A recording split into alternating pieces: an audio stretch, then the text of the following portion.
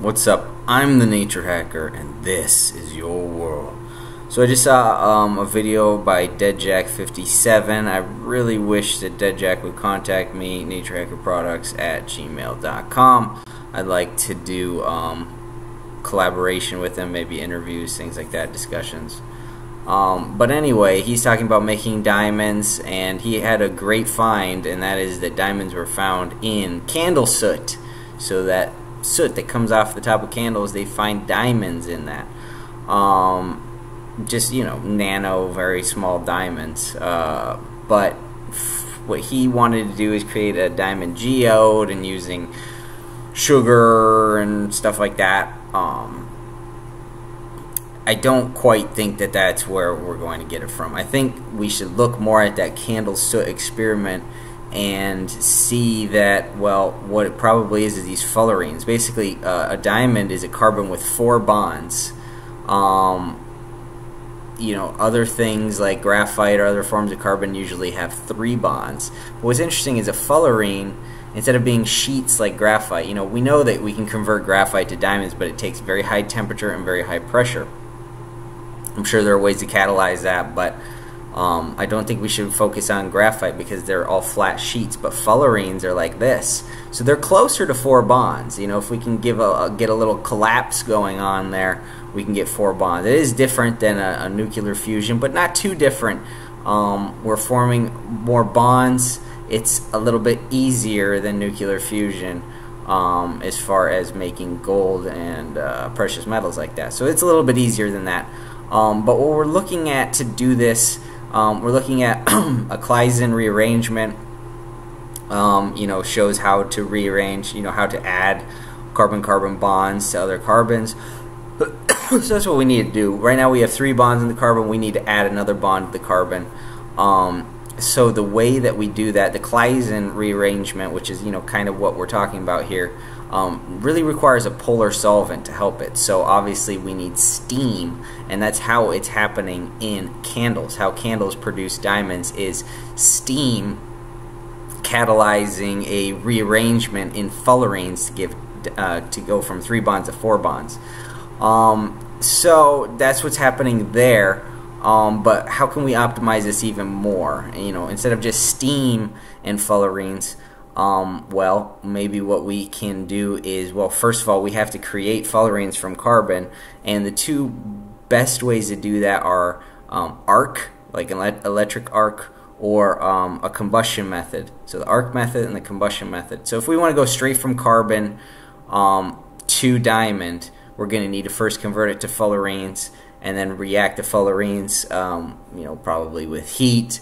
Probably give it some extra electrons if we can. We need to give it in an inert environment like CO2.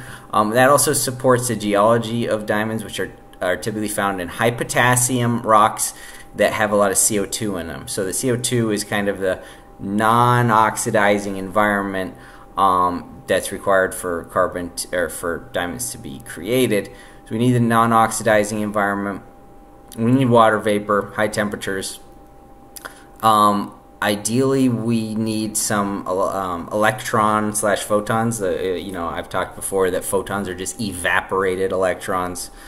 They're all made out of the same stuff. Muons are also a weird form of electron photonness going on there, which we use for nuclear fusion, for the MOVI fusion that I have talked about earlier, MOVI fusion. You can look that up. But anyway,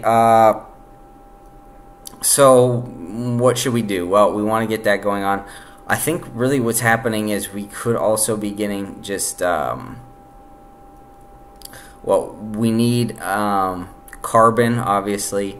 We need water vapor. We need an inert atmosphere like CO2. And we preferentially need electrons. And so the combustion method, it sounds like you just get it by burning carbon, but that's not really true. You usually fire a laser beam on the carbon, which obviously heats it up and produces fullerenes.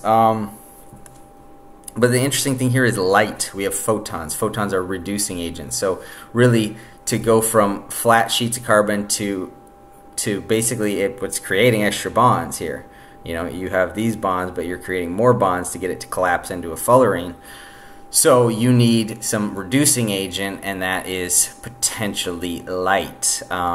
You know, also these diamonds are found in high potassium rocks, so potassium can also potentially be a reducing agent, I believe.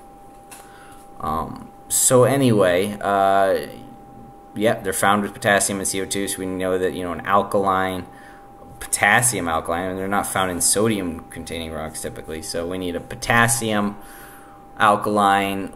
Yeah, maybe we could do an alkaline steam kind of thing, alkaline water vapor, plus some electrical discharge if we can, and an inert environment like CO2. So we have CO2.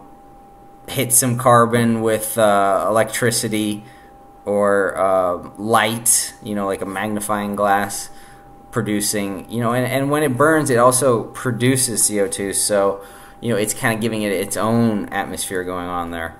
And the light adds kind of electron type reducing equivalents going on in there. So that can help to form more bonds to get those 4 bonds for diamonds. So, just in recap, we need an alkaline environment, water. We need some reducing agent if possible. We need an inert atmosphere like CO2, and we need fullerenes. But fullerenes come from, you know, either shining very intense light on carbon or electrocuting carbon, basically. So we can go straight from carbon to diamonds. This is how it's made in the earth. This is how we can make it. So thanks for watching. I'll probably do more videos on this if I come up with more info.